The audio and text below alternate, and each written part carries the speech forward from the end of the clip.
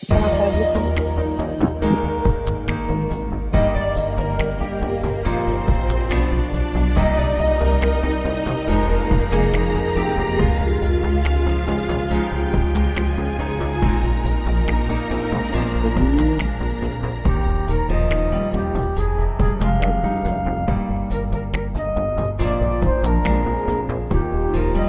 'Ana belum di-recall.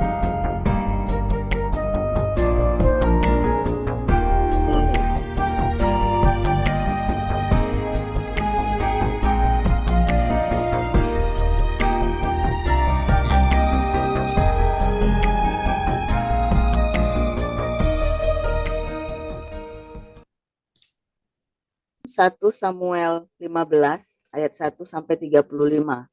Demikian firman Tuhan.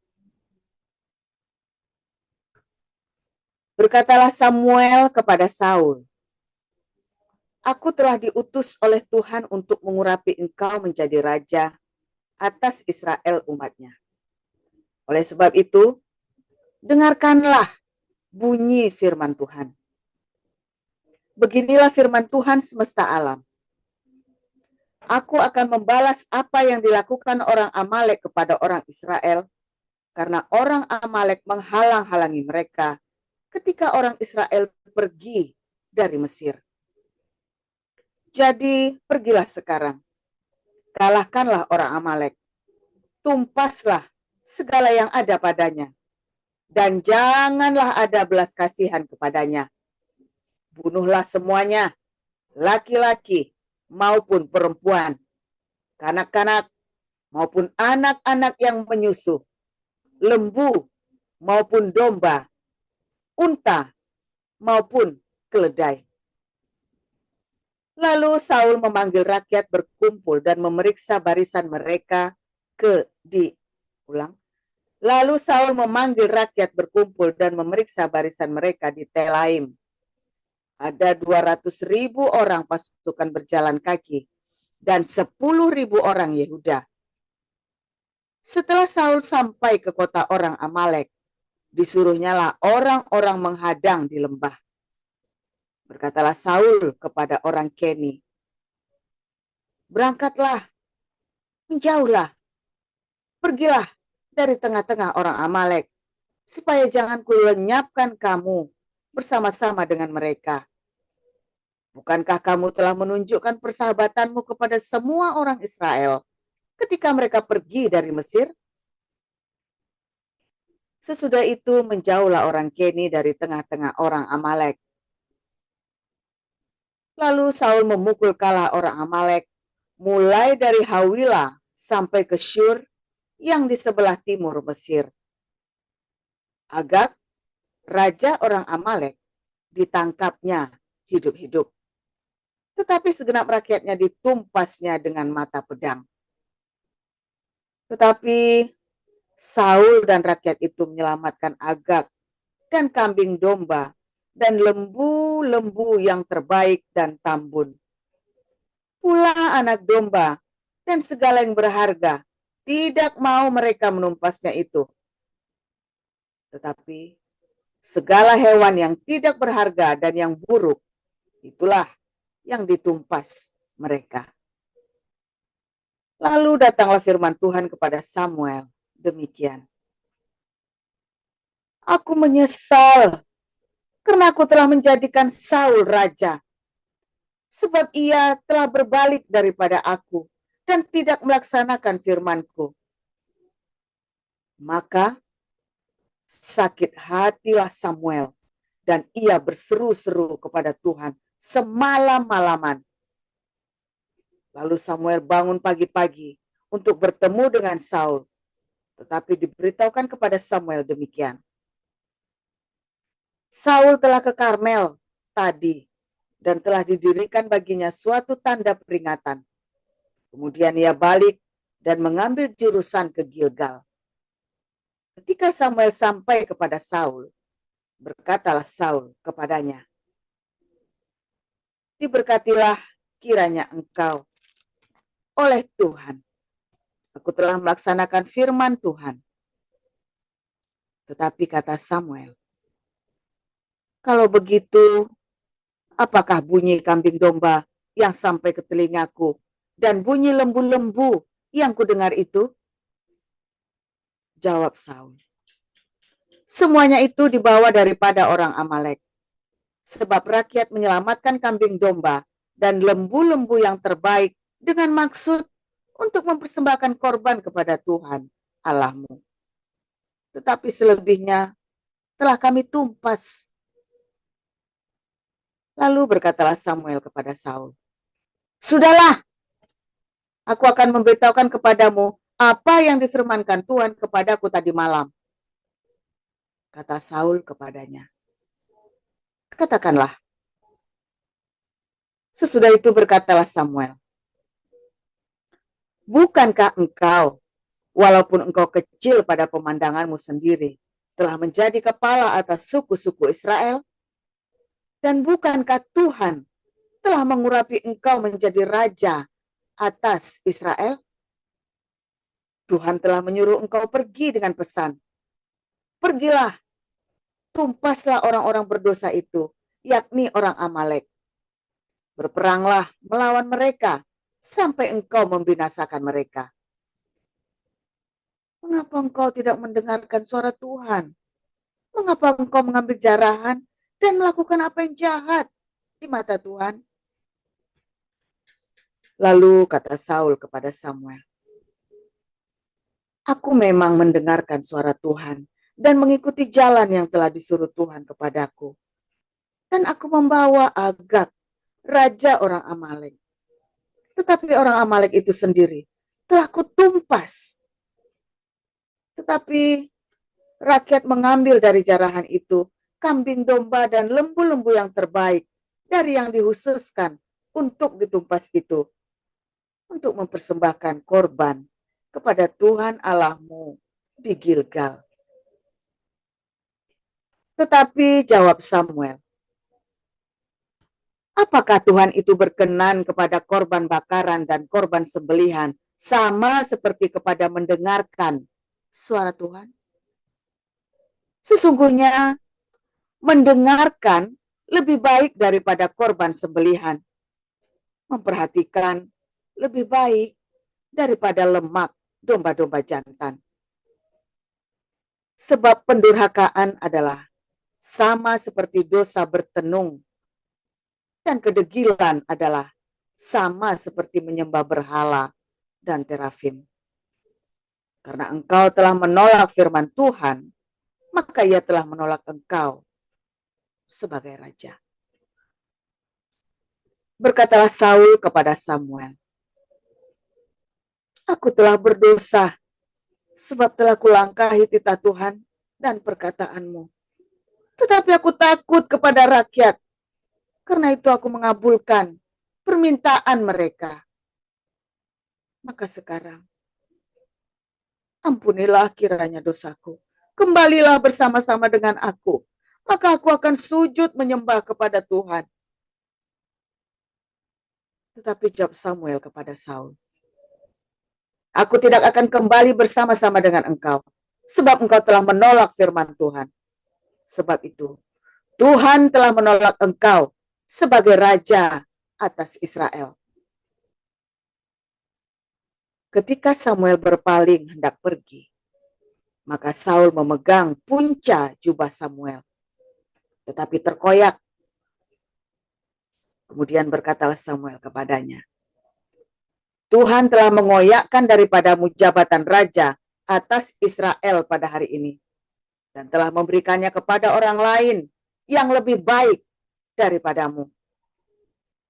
Lagi, sang mulia dari Israel tidak berdusta, dan ia tidak tahu menyesal, sebab ia bukan manusia yang harus menyesal." Tetapi kata Saul, "Aku telah berdosa, tetapi tunjukkanlah juga hormatmu kepadaku sekarang di depan para tua-tua bangsaku dan di depan orang Israel. Kembalilah bersama-sama dengan aku, maka aku akan sujud menyembah kepada Tuhan Allahmu." Sesudah itu kembalilah Samuel mengikuti Saul, dan Saul sujud menyembah kepada Tuhan. Lalu berkatalah Samuel, bawa kemari Agag, raja Amalek itu. Dengan gembira, Agag pergi kepadanya. Sebab pikirnya, sesungguhnya kepahitan maut telah lewat. Tetapi kata Samuel, seperti pedangmu membuat perempuan-perempuan kehilangan anak, demikianlah ibumu akan kehilangan anak di antara perempuan-perempuan. Sesudah itu, Samuel mencincang Agag di hadapan Tuhan di Gilgal. Kemudian Samuel pergi ke Rama, tetapi Saul pergi ke rumahnya di Gibea Saul. Sampai hari matinya, Samuel tidak melihat Saul lagi. Tetapi Samuel berduka cita karena Saul. Dan Tuhan menyesal karena ia menjadikan Saul raja atas Israel. Demikian. Karena kita mempunyai banyak saksi, bagaikan awan yang mengelilingi kita, marilah kita menanggalkan semua beban dan dosa yang begitu merintangi kita, dan berlomba dengan tekun dalam perlombaan yang diwajibkan bagi kita.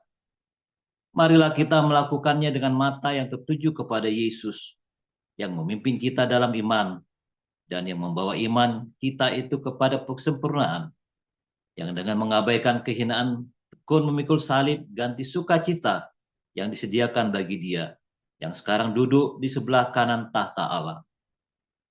Ingatlah selalu akan Dia yang tekun menanggung bantahan yang sehebat itu terhadap dirinya dari pihak orang-orang berdosa, supaya jangan kamu menjadi lemah dan putus asa.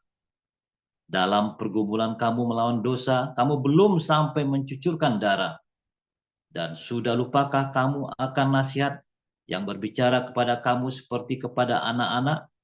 Hai anakku, janganlah anggap enteng didikan Tuhan, dan janganlah putus asa apabila engkau diperingatkannya. Karena Tuhan menghajar orang yang dikasihinya, dan ia menyesah orang yang diakuinya sebagai anak. Jika kamu harus menanggung ganjaran, Allah memperlakukan kamu seperti anak. Di manakah terdapat anak yang tidak dihajar oleh ayahnya? Tetapi jikalau kamu bebas dari ganjaran yang harus diderita setiap orang, maka kamu bukanlah anak, tetapi anak-anak gampang. Selanjutnya, dari ayah kita yang sebenarnya kita beroleh ganjaran, dan mereka kita hormati. Kalau demikian, bukankah kita harus lebih taat kepada Bapa segala roh, supaya kita boleh hidup? Sebab mereka mendidik kita dalam waktu yang pendek sesuai dengan apa yang mereka anggap baik. Tetapi Dia menghajar kita untuk kebaikan kita, supaya kita beroleh bagian dalam kekudusannya. Memang, tiap-tiap ganjaran pada waktu ia diberikan tidak mendatangkan sukacita, tetapi duka cita.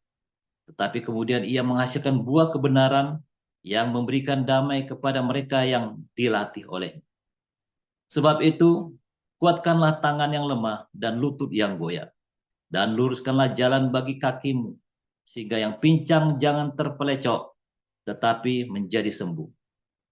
Berusahalah hidup damai dengan semua orang, dan kejarlah kekudusan, sebab tanpa kekudusan tidak seorang pun akan melihat Tuhan. Jagalah supaya jangan ada seorang pun menjauhkan diri dari kasih karunia Allah, agar jangan tumbuh akar yang pahit, yang menimbulkan kerusuhan dan mencemarkan banyak orang. Janganlah ada orang yang menjadi cabul atau yang mempunyai nafsu yang rendah seperti Esau, yang menjual hak kesulungannya menjadi sepiring makanan. Sebab kamu tahu bahwa kemudian ketika ia hendak menerima berkat itu, ia ditolak, sebab ia tidak beroleh kesempatan untuk memperbaiki kesalahannya, sekalipun ia mencarinya dengan mencucurkan air mata. Sebab kamu tidak datang kepada gunung yang dapat disentuh, dan api yang menyala-nyala, kepada kekelaman, kegelapan, dan angin badai, kepada bunyi sangkakala dan bunyi suara yang membuat mereka yang mendengarnya memohon, supaya jangan lagi berbicara kepada mereka. Sebab mereka tidak tahan mendengar perintah ini. Bahkan jika binatang pun yang menyentuh gunung, ia harus dilempari dengan batu. Dan sangat mengerikan pemandangan itu, sehingga Musa berkata, "Aku sangat ketakutan dan sangat gemetar. Tetapi kamu sudah datang ke Bukit Sion, ke kota Allah yang hidup, Yerusalem surgawi, dan kepada beribu-ribu malaikat, suatu kumpulan yang meriah, dan kepada jemaat anak-anak sulung yang namanya terdaftar di sorga, dan kepada Allah yang menghakimi semua orang, dan kepada roh-roh orang-orang benar yang telah menjadi sempurna, dan kepada Yesus, pengantara perjanjian baru, dan kepada darah pemercikan yang berbicara lebih kuat daripada darah Habel. Jagalah supaya kamu jangan menolak Dia yang berfirman, sebab jikalau mereka yang menolak Dia yang menyampaikan firman Allah di bumi tidak luput, apalagi kita, jika kita berpaling dari Dia yang berbicara dari sorga. Waktu itu suaranya menggoncangkan bumi, tetapi sekarang ia memberikan janji, satu kali lagi aku akan menggoncangkan bukan hanya bumi saja, melainkan langit juga. Ungkapan satu kali menunjukkan kepada perubahan pada apa yang dapat digoncangkan, karena ia dijadikan supaya tinggal tetap apa yang tidak tergoncangkan. Jadi, karena kita menerima kerajaan yang tidak tergoncangkan, marilah kita mengucap syukur dan beribadah kepada Allah menurut cara yang berkenan kepadanya, dengan hormat dan takut. Sebab Allah kita adalah api yang menghanguskan. Demikian. Haleluya, luar biasa firman Tuhan selalu baru setiap hari. Ketika kita menanti-nantikan Tuhan dengan hati yang tulus, dengan hati yang penuh cinta, dan punya air kehidupan dari surga. Sumber airnya dari Tuhan Yesus, saudara ya. Katanya firman Tuhan tadi, jangan ada orang yang meninggalkan kasih karunia, supaya jangan timbul akar pahit. Ya, kemarin, tadi malam ya, Koinonia juga kita belajar tentang absintus, ya, tentang bintang atau yang jatuh ke bumi dan memahitkan seluruh mata air, ya, sepertiga mata air di bumi pahit.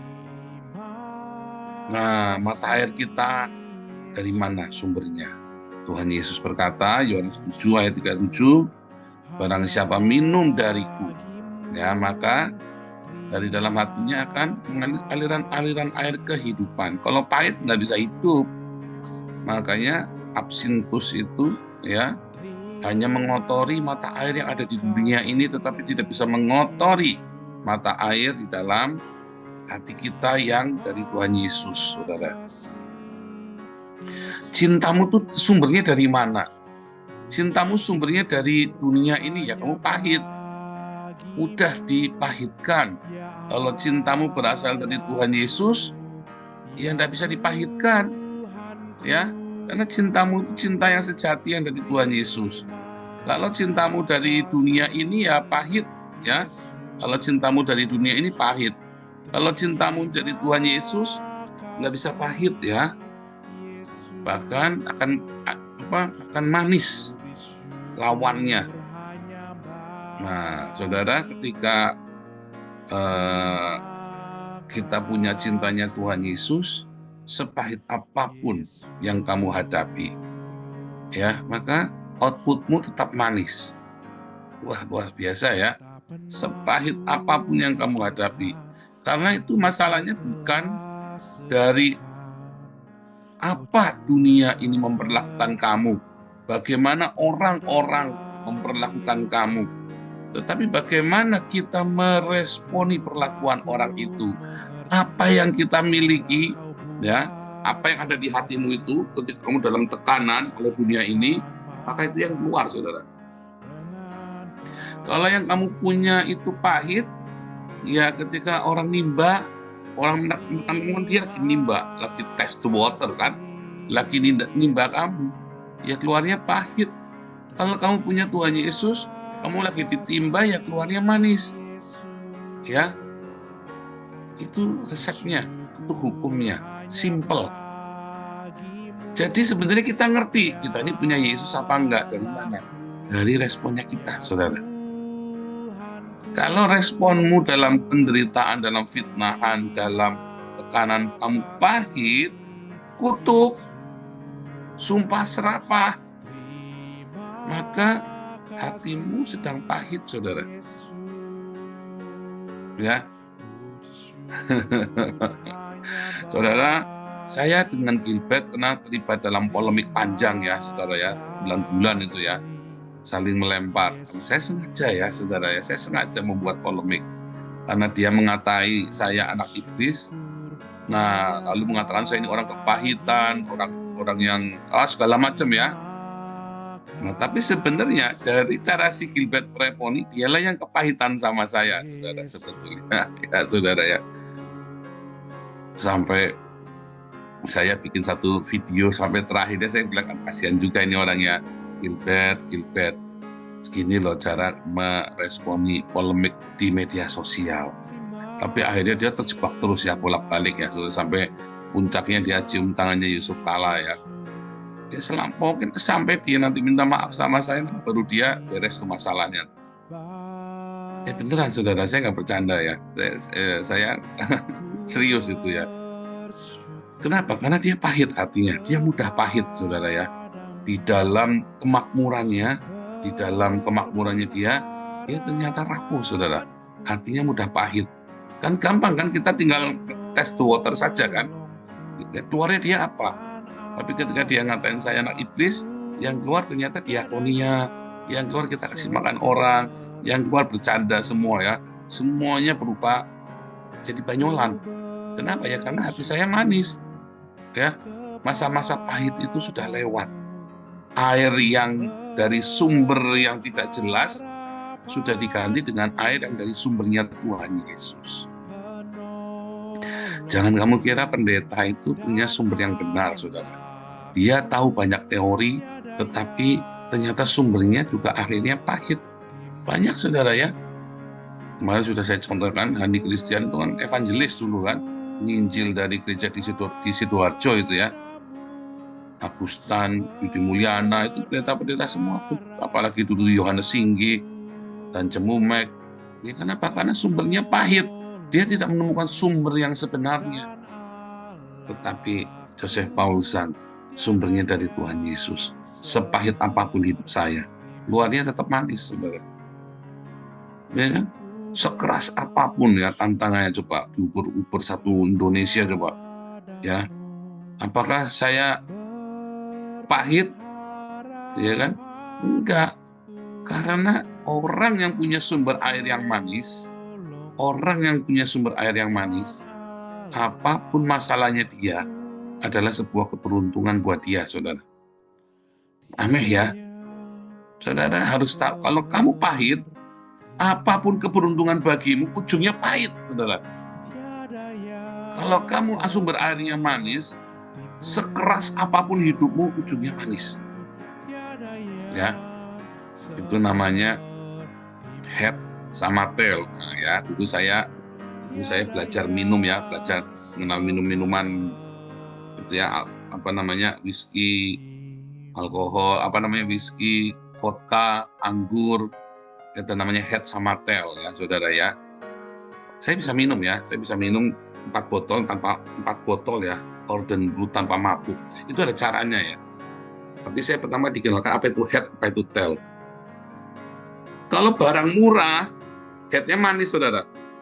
Kan kecapan pertama manis, gitu ya. Kalau kamu minum sesuatu, kecapan pertama manis. Tapi begitu udah masuk, waduh, murah, nggak karu-karuan. Itu barang murah tuh, saudara ya.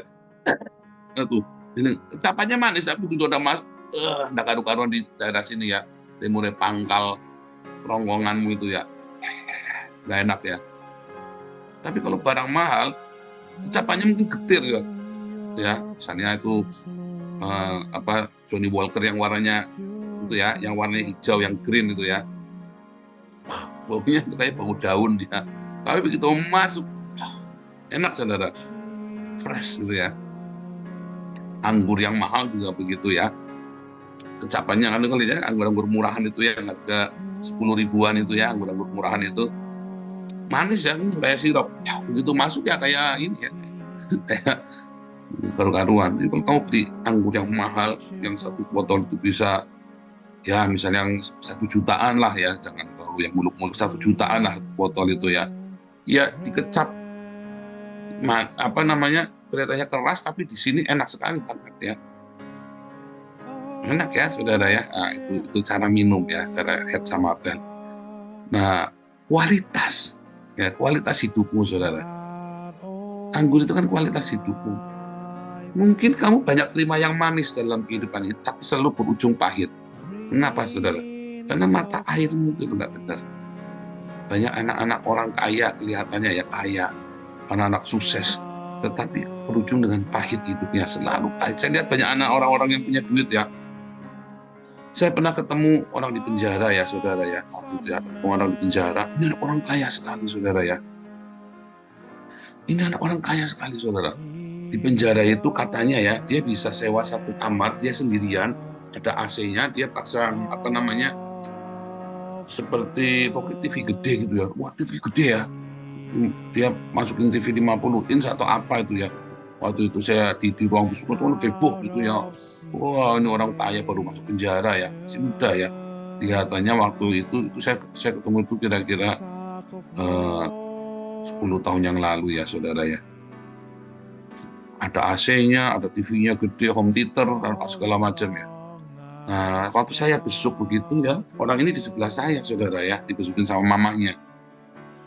Wah, kok datang sekali saudara ya. Nah, setiap kali saya ke sana, saya berapa kali ke sana, orang ini pokoknya bukan arogan, tapi apa ya, penuh dengan kemarahan. Ya, penuh dengan, ternyata kasusnya itu sempat masuk ke detik.com itu ya. Kasusnya itu adalah dia membunuh temannya, saudara. Dia bunuh temannya. Kenapa dia bisa bunuh temannya, saudara? Jadi cara bunuh temannya itu, dia punya kayak judi online gitu ya, di kayak internet cafe gitu ya. Lalu di dalamnya ada judi online. Lalu katanya ada orang utang sama dia. Caranya adalah dengan dikarungin plastik dari belakang sama dia, terus kulet saudara, dikarungin pokoknya kayak di film itu ya caranya itu ya. Nah itu masuk ya di detik.com itu ya, di beritanya saya baca itu ya. Terus mayatnya itu dilakban begitu, sudah ditaruh di polsek, di belakangnya polsek, di polsek apa itu Bandengan apa itu ya. Serem kali itu saudara ya. Ini anak muda loh. Kalau nggak salah umurnya masih 23 tahun saudara. Kenapa ya? Kalau itu bisa seganas itu. Ada anak orang kaya, cukup semuanya cukup saudara ya. Saya lihat mobil orang tuanya juga mobil mewah ya. Ya itu saudara ya. Kan lihat kasusnya Jessica segala macam itu ya. Orang-orang kaya yang begitu kejam ya. Kenapa ya? Karena kelihatannya hidupnya enak bahagia, tapi sumbernya itu pahit saudara. Ya pendeta-pendeta juga sama ya. Pendeta-pendeta juga sama. Kamu harus jujur sama dirimu, sumbermu itu apa? Sumbermu itu dari Tuhan Yesus sendiri atau dari sumber yang lain? Kamu boleh berakting diakonia, kamu boleh berakting kamu sudah lakukan pekerjaan Tuhan, tapi sumbermu itu apa? Kamu harus jujur. Begitu kamu tahu respon-respon itu nggak baik dalam setiap tekanan, kamu harus cepat datang sama Tuhan Yesus. Kalau perlu puasa, Tuhan, sumberku jelek Tuhan. Kenapa? Mungkin memang sudah ada Tuhan Yesus di situ, saudara. Tapi kamu mata airnya sangat keruh. Kamu harus serahkan sama Tuhan Yesus, dan kamu harus semakin kuat berdiakonia, saudara. Supaya itu dikeluarkan terus. Kamu harus sering ditimba. Artinya harus ada tekanan-tekanan. Kayak saya pertama kali diantem orang ya, dari mulai orang ngomong sedikit aja nyenggol, saya tak samperin urusan sama saya siang malam tak kelar-kelar, cariin saudara. Sampai begitu disenggol orang, saya cuma kaget, misuh, anjrit, nah gitu ya. Sampai difitnah, saya cuma bisa nangis karena nggak bisa balas. Sampai difitnah, akhirnya cuma ketawa. Begitu difitnah, pandang-pandangan sama istri saya, ketawa terbahak-bahak, rezeki mau datang. Habis terakhir saya difitnah sama Owen Fang, kita bikin proyek Eropa ya saudara ya. Ya saudara ya. habis kita difitnah sama Owen Fang itu terakhir ya, ingat ya. Semua fitnahan itu ya, kalau airnya kita manis, ujungnya selalu manis. Jangan takut, saudara. Bukan masalah orang datang memfitnah kamu atau merendahkan kamu atau menghina kamu. Tidak ada masalah dengan mereka. Setiap tahun, setiap hari mungkin ada orang begitu kepadamu. Dan memang harus ada seperti itu supaya sumber airmu timba terus. Yang pahit itu biar keluar semua, yang tersisa yang manis-manis. Saudara, ketika dikatakan di dalam Alkitab Tuhan menyesal, sampai hari ini banyak orang tidak bisa menjelaskan. Saudara, apakah Tuhan menyesal menciptakan manusia? Apakah Tuhan menyesal telah menjadikan Saul sebagai raja? Apakah Tuhan menyesal dengan apa yang ia lakukan, saudara? Enggak, saudara. Tuhan tidak menyesali karena menciptakan manusianya. Ya, katanya Rabai Israel, siapa tadi ya? Bukan, Tuhan tidak menyesali dia menciptakannya. Yang dia menyesal, orang pergi dari kasih karunia-Nya, saudara. Saudara, Tuhan tidak menyesal ketika Tuhan menjadikan Saul menjadi raja. Tapi Tuhan menyesal ketika Saul pergi meninggalkan. Kenapa? Karena itu kehancuran, bukan Tuhan menghukum dia. Narasinya Alkitab adalah sebuah narasi, ekspresi yang sangat antropomorfik, sangat manusia ya dari Tuhan. Ekspresi manusia untuk bagaimana ya manusia bisa mengekspresikan Tuhan yang tidak kelihatan, memanusiakan Tuhan. Maka dibuatlah sebuah narasi Tuhan menyesal. Tetapi Tuhan menyesal bukan karena menciptakannya. Tuhan menyesal ketika ciptaannya meninggalkan dia, sehingga ciptaannya itu terjerumus, saudara. Bukan karena kamu dihukum Tuhan, kamu tuh sial. Tapi karena kamu sedang menghukum dirimu sendiri. Ini ada kasih karunia, ya. Ini ada wilayah kasih karunia. Di situ kamu hidupnya damai. Ya, di situ kamu ada sukacita, ada kelimpahan, ada keberkatan. Tapi kamu tinggalkan kasih karunia itu, saudara. Di sini adalah tempat yang bahaya. Kalau kamu tinggal di rumah, kamu tidak kehujanan. Kamu pergi dari rumah, kamu kehujanan. Salahnya siapa, saudara? Apa salahnya Tuhan? Ini hari hujan 4 derajat, ya, minus 4 derajat, udah hampir dingin, hampir beku. Kalau kamu di rumah anget, tapi kamu pergi keluar ya dingin. Apa salahnya Tuhan, saudara? Bukan. Ya karena kamu milih mau keluar. Karena kamu mau milih keluar dari kasih karunia. Makanya kalau begitu kamu hidup dalam apa itu kasih karunia, ya berkat Tuhan.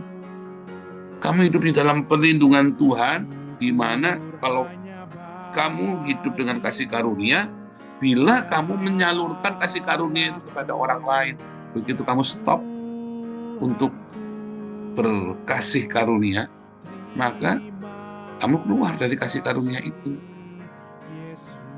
Kalau kamu tetap tinggal di dalam kasih karunia dengan juga melakukan kasih karunia, tenggelam di dalam kasih karunia, bahwa apa yang kamu punya sekarang ini bukan karena kamu, tapi karena Tuhan, kamu sadar itu dan kamu mengakuinya, maka kamu tetap tinggal dalam kasih karunia. Karena kamu tahu yang kita ada sekarang ini bukan kita, tapi dari Tuhan, maka kita mau menjadi saluran kasih karunia.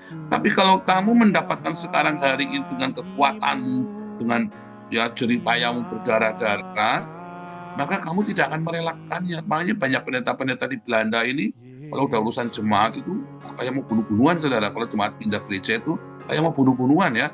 Pendeta-pendeta Indonesia ini ya, kalau di Belanda ini. Kenapa, saudara? Karena mereka juga mendapatnya juga dari ngerampok gereja lain. Dengan kasar, dengan sambil jelek-jelekin gereja lain. Ya, dengan mendapatkan isu-isu yang tidak baik, fitnah-fitnah. Sehingga ketika ada jemaat migran, dia bisa marah sekali, saudara. Tetapi kalau dia bertumbuh jemaatnya itu karena kasih karunia, ya juga dia juga tahu ya jemaat punya Tuhan. Ya, ada seorang pendeta datang dari Jakarta ketemu saya di Amsterdam ya 5 tahun yang lalu. Lalu karena dia pelayanannya susah, ditolak sana ditolak sini, sama pendetanya lokal pun ditolak, dia ketemu saya, dia ngancam saya, kamu nyelek-nyelekin saya ya, kamu fitnah saya ya, awas kamu. Saya sudah keluar uang banyak, kalau saya gagal, ya kamu akan berhadapan langsung dengan saya. Ya, namanya siapa itu, Suryadi apa siapa itu ya, bekas orang Abalov. Terus saya bilang sama dia, Pak, saya di sini Pak cuma bawa 100 US dollar. Dan saya tinggalnya di Jerman Pak, bukan di Belanda. Saya di sini hanya dipanggil pelayanan. Waktu itu karena saya memang apply di Jerman ya, jadi saya pun nggak bisa ke sini Pak. Karena sebetulnya saya ke sini pun saya ribet sekali izinnya Pak. Mau fitnah kamu, ini saja Pak. Kalau kamu dari Tuhan, walaupun saya fitnah seperti apa, kamu akan stay di sini Pak. Kalau kamu bukan dari Tuhan, sekalipun saya tidak fitnah, kamu bisa akan pulang tanpa hasil hancur-hancuran Pak. Saya ngomong begitu saudara ya. Saudara, saya yakin saya dari Tuhan saudara. Saya difitnah orang-orang banyak saudara ya. Di Belanda sendiri saya pernah difitnah ya. Ada satu orang mau fitnah saya sampai suaranya sampai ke Zeeland, sampai ke Amsterdam, sampai ke Denmark, sampai ke Jerman tuh fitnahnya, itu gila saudara ya. Ya tetapi nyatanya saya tetap eksis, malah kita tambah besar layanan kita di sini saudara. Kenapa ya? Karena kasih karunia. Kita mah difitnah, diapain, diomongin orang, makanya kita menghindar dari orang Indonesia. Waktu status kita belum jelas, kita orang-orang Belanda bingung kok. Kamu nggak kenal ini, orang-orang tahu saya, tapi saya nggak kenal dia karena saya menghindari orang Indonesia. Supaya saya jangan merepotkan mereka, supaya juga jangan menimbulkan fitnahan-fitnahan yang lain. Tetapi begitu status saya sudah jelas, saya tabrak semua, saudara, tidak urusan. Saya nggak takut. Ya kenapa? Siapa yang mau pulangin saya? Siapa yang mau ngapain saya, mau diapain ya, bahkan alamat saya di mana tak kasih ini alamat saya, nggak takut. Kenapa? Karena sudah jelas saya ada di dalam kasih karunia kerajaan Belanda saudara, iya kan, sudah jelas nggak bisa diapa-apain. Nah sama, kalau kamu sudah ada di dalam kasih karunia Tuhan Yesus, orang mau fitnah kamu, mau maki-maki kamu, mau hina kamu, mau injek kamu, nggak mempan. Yang penting kamu jangan keluar dari situ. Begitu kamu keluar dari situ, ya kamu habis. Kamu fight, berdarah-darah hidupmu. Hidup saya mah nggak berdarah-darah, saudara. Ya, dulu iya, karena apa? Salah sendiri berdarah-darah. Salah sendiri saya tinggalkan kasih karunia. Hari ini saya lepaskan pengampunan. Saya lepaskan berkat. Saya lepaskan hal yang baik. Orang mau fitnah saya, emang gua pikirin. Orang mau hianati saya, emang gua pikirin. Itu kan urusan dia dengan Tuhan. Ya kan? Dan akhirnya saya justru melihat banyak peluang yang baik. Karena manis hatinya. Dan orang yang pahit, cepat sudah ruwet ke kepalanya. Dia isinya pokoknya kemarahan, dendam. Akan kubalas. Wah, nggak bisa tidur, ngebul-ngebul saudara ya. Saya tidurnya tenang. Kenapa? Karena saya di dalam kasih karunia saudara. Mau hidupnya enak, ya, tambah cantik, tambah ganteng, ya kan? Hiduplah dalam kasih karunia. Jangan keluar. Tuhan menyesal bukan karena Dia menciptakanmu, saudara. Tuhan menyesal ketika kamu melangkah keluar dari kasih-Nya Dia. Karena Tuhan itu adalah kasih. Dalam kasih-Nya itu ada banyak sekali berkat. Kamu keluar. Saya kalau ada tim yang keluar ya, eman-eman kamu ya. Kamu sayang sekali. Nah itu ya. Saya selalu melihat kalau ada tim yang kuat, kenapa kamu tidak bisa tinggal dalam kasih karunia, sewal bacok, masalah begini saja kamu harus keluar. Bodoh, saya bilang ya, bodoh. Hidup sama-sama dalam kasih karunia bareng kita, ada senggolan, tidak apa-apa. Kan Tuhan yang berkati kita kan, bukan temanmu kan, yang mempromosikan Pak Utomo, apakah saya? Tuhan Yesus, yang mempromosikan, siapa namanya, Puneliana, yang mempromosikan Pak Yuda, yang mempromosikan siapapun dari kita adalah Tuhan Yesus loh, bukan orang. Orang mau promosikan bisa dicegal. Kalau Tuhan Yesus sudah promosikan, siapa yang bisa ngelawan? Kayak saya penjahat, dihancurin beberapa orang, jelek-jelekin saya, nggak bisa, saudara. Kenapa? Promosinya dari surga langsung, ya. Itulah kasih karunia. Ya, jangan keluar dari kasih karunia. Hatimu tetap penuh cinta, justru makin banyak berkat-berkat dibukakan dalam hidupmu. Tuhan Yesus memberkati.